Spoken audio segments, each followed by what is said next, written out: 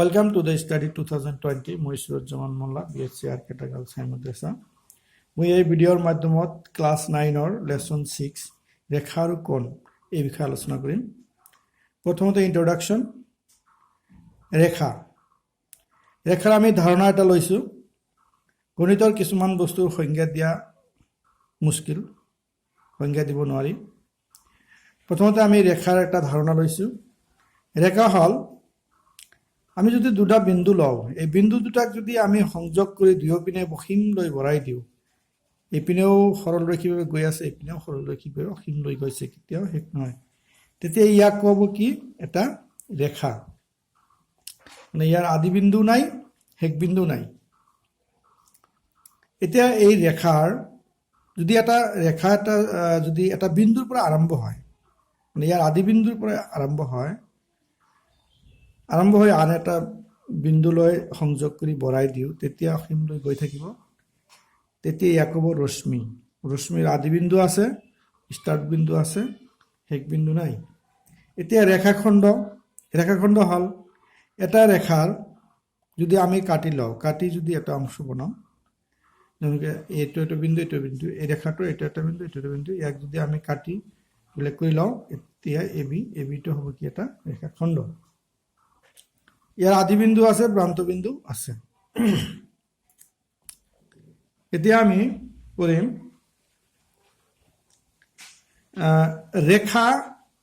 এবোৰক আমি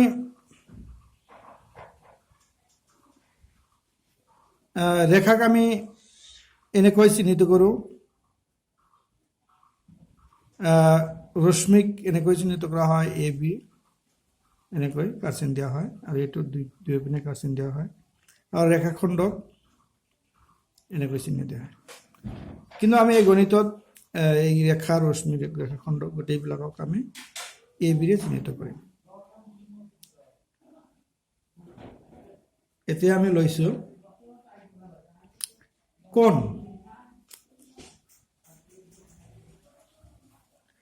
কোণ হল ৰেখাখণ্ডৰ যদি এটা আদি বিন্দু হয় তেতিয়া ধৰি লও এ বি আৰু এ চি দুটা ৰেখাখণ্ড ইয়াৰ যদি আদি বিন্দু এ হয় তেনেহলে এই বিন্দুত এটা কোণৰ সৃষ্টি হ'ব এটো হল কোণ এতিয়া আমি কোণৰ বিভিন্ন প্ৰকাৰ আছে কোণৰ প্ৰকাৰৰ বিষয়ে জানিম প্ৰথমতে আছে 1 নম্বৰ সূক্ষ্ম কোণ সূক্ষ্ম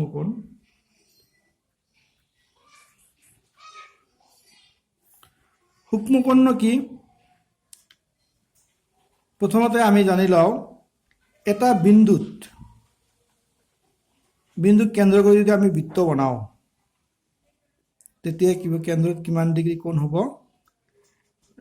এইটো বিন্দুৰ পৰা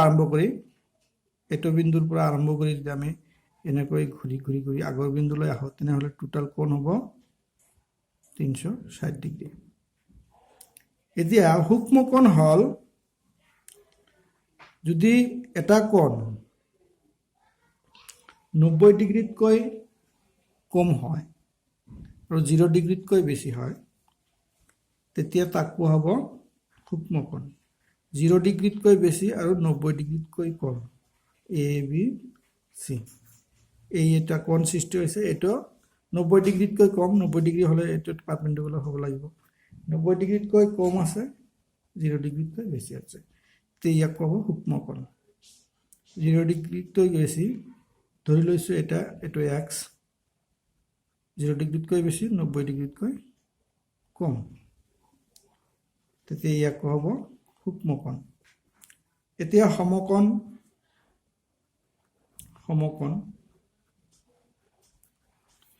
এটা কোণক সমকোণ কোৱা হ'ব যদি এ বি সি এটো x যদি লও এটা কোণ সমকোণ কোৱা হ'ব যদি এটো 90 ডিগ্ৰী হয় কিমান ডিগ্ৰী 90 ডিগ্ৰী এনেকৈ চিহ্ন দিয়া হয় এটা কোণক সমকোণ কোৱা হয় যদি ইয়াৰ মান কিমান হয় 90 ডিগ্ৰী x = 90 ডিগ্ৰী 90 ডিগ্ৰী কোণক সমকোণ বুলি কোৱা হয় স্থলকোণ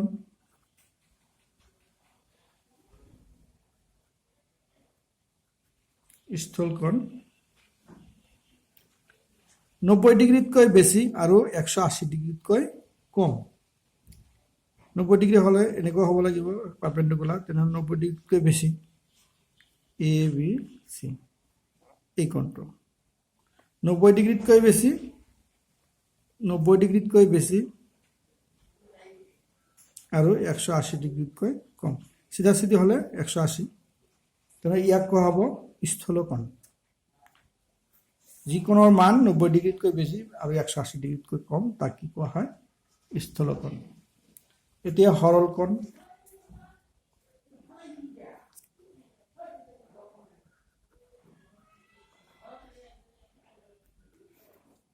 সৰল কোণ দুটা ৰেখা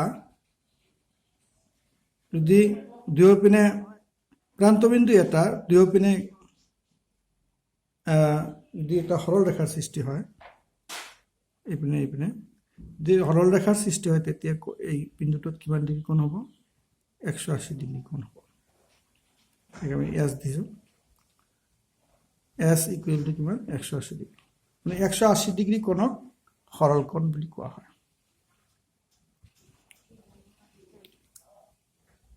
এই দুটা ৰেখা বা ৰশ্মি বা ৰেখাখনৰ যিকোনো নোলোৱা কিয় ৰশ্মিয়ে কি কৰিছে দুয়োপিনে আমাৰ এনে এই বিন্দুটোত এনেকুৱা আছে যাতে এই দুটাই কি কৰিছে এটা সৰল ৰেখাৰ সৃষ্টি কৰিছে তেতিয়া ইয়াত কি কোৱা হ'ব এতিয়া কোণৰ সৃষ্টি হ'ব 180 ডিগ্ৰী তেতিয়া এটা কি হ'ব সৰল কোণ এতিয়া আমি প্ৰত্যাৱৰ্তী কোণ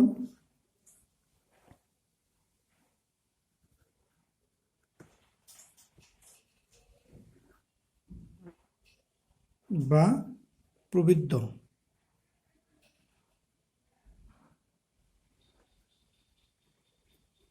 এতিয়া প্ৰবৃদ্ধ কোণ হ'ল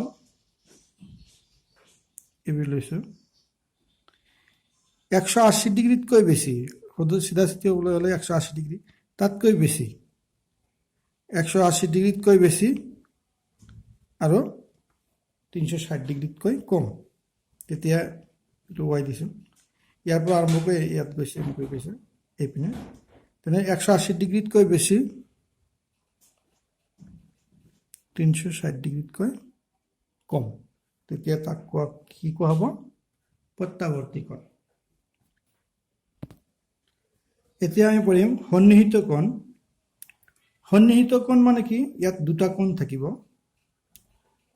যদি দুটা কোণ এনেকুৱা দুটা কোণ থাকে এ বি বি চি আৰু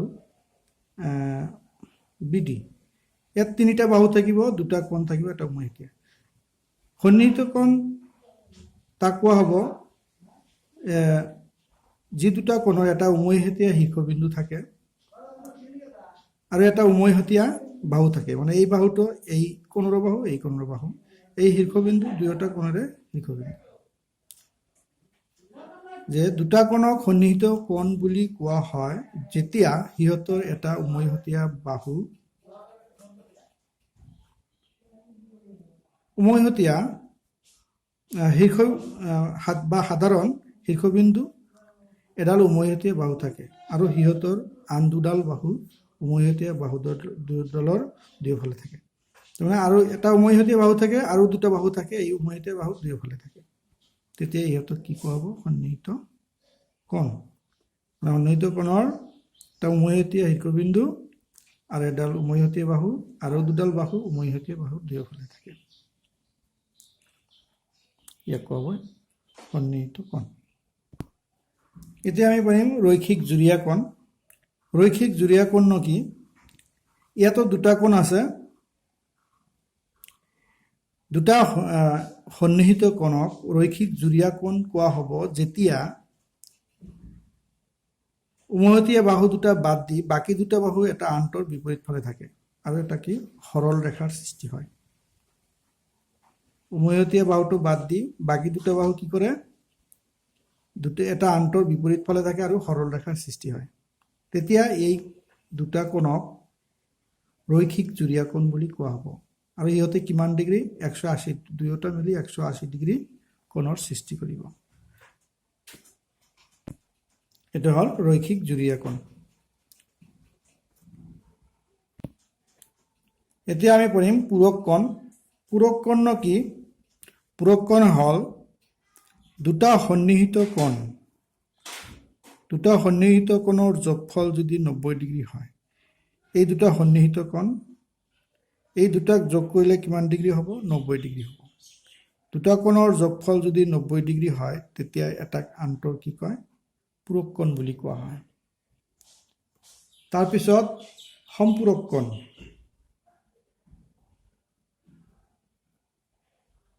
সম্পূৰক কোণ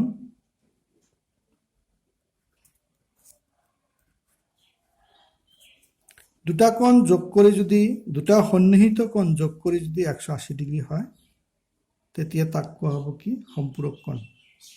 এইটো এটা কোণ, এইটো এটা কোণ।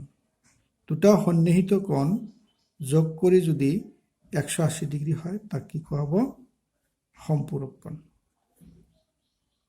এই দুটা যোগ কৰি 90 ডিগ্ৰী পূৰক কোণ, এই দুটা যোগ কৰিলে 180 ডিগ্ৰী। কিন্তু সন্নিহিত কোণ, এই দুটা কি? সন্নিহিত কোণ। দুটা সন্নিহিত কোণ যোগ কৰি যদি 180 ডিগ্ৰী হয়, তেনেহ'লে এটা আনটোক কি কয়? সম্পূৰক কোণ বুলি কোৱা হয়। এতিয়া আমি পঢ়িম বিপ্ৰতীপ শীৰ্ষ কোণ। বিপ্ৰতীপ শীৰ্ষ কোণ কি? বিপ্ৰতীপ শীৰ্ষ কোণ যদি দুডাল ৰেখাই কটাকটি কৰে, এ বি আৰু চি ডি দুডাল ৰেখাই কি কৰিছে? অ বিন্দুত কটাকটি কৰিছে। এতিয়া কটাকটি কৰিলে ইয়াত 4টা কোণৰ সৃষ্টি হয়। 1 2 3 4, 4টা কোণৰ সৃষ্টি হৈছে। এতিয়া এই 1 নম্বৰ কোণৰ ঠিক বিপৰীত ফালে থকা কোণ 3 নম্বৰ কোণ, 2 নম্বৰ কোণৰ ঠিক বিপৰীত ফালে থকা কোণ 4 নম্বৰ কোণ। যেনেকৈ 1 আৰু 2 এই দুটা কি হ'ব? ৰৈখিক জুৰীয়া কোণ। তেনেহ'লে ৰৈখিক জুৰীয়া কোণ বাদ দি বাকী কোণবিলাকক কি কোৱা হয়? এটা আনটোৰ বিপৰীত কোণ বুলি কোৱা হয়। ৰৈখিক জুৰীয়া কোণ, এইটো ইয়াৰ লগত জুৰীয়া, এইটো ইয়াৰ লগত জুৰীয়া, এইটো ইয়াৰ লগত ৰৈখিক জুৰীয়া। তেনেহ'লে ৰৈখিক জুৰীয়া কোণবিলাক বাদ দিলে তেনেহ'লে কি হ'ব? ঠিক এটা আনটোৰ বিপৰীত ফালে থাকিব যিবোৰ কোণ, সেইবোৰে হ'ব বিপ্ৰতীপ শীৰ্ষ কোণ। এইকেইটা আছিল কোণৰ ধাৰণা। তেনেহ'লে আমি কি পালোঁ? প্ৰথমতে আমি পালোঁ ৰেখাৰ ধাৰণা, ৰেখা, তাৰ ৰশ্মি, ৰেখাখণ্ড, তাৰপিছত কোণ, সূক্ষ্ম কোণ, সমকোণ, স্থলকোণ, সৰল কোণ, প্ৰত্যাৱৰ্তী বা প্ৰবৃত্ত কোণ, সন্নিহিত কোণ, ৰৈখিক জুৰীয়া কোণ, পূৰক কোণ, সম্পূৰক কোণ, বিপৰীত শীৰ্ষ কোণ। প্ৰথমতে আমাৰ ৰেখা আৰু কোণৰ ধাৰণা এইখিনিক লৈ থাকিল এই ভিডিঅ'ৰ মাধ্যমত। মৰমৰ ছাত্ৰ ছাত্ৰীসকল, তোমালোকে এই কোণৰ ধাৰণাখিনি আগত পঢ়ি লোৱা, তাৰপিছত আমি অনুশীলনীত যাম। Thank U.